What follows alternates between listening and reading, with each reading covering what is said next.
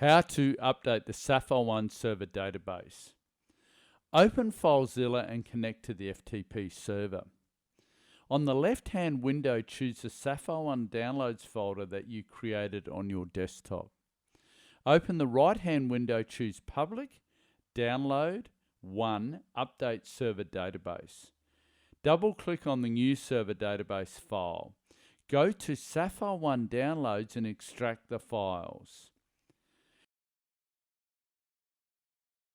Now ask all users to quit SapphireOne and then shut down the 4D server. Locate the current server database file under Programs Files, SapphireOne Release Server. Then rename it to include the old version name.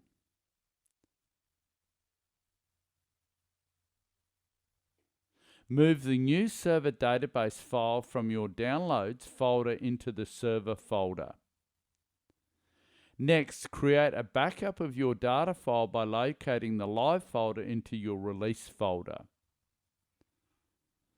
Then highlighting the 3 files and compressing them into a zip file.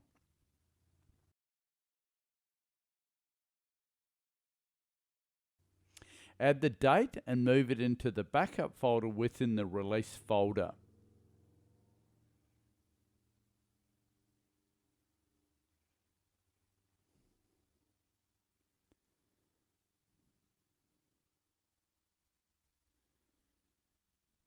Now open SapphireOne and select Open to import your current 4DD live data file.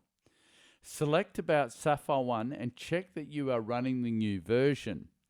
Lastly, move the old server database file into the Builds folder or delete it.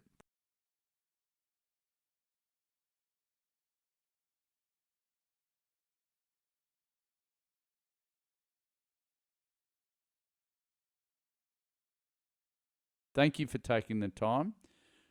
SapphireOne.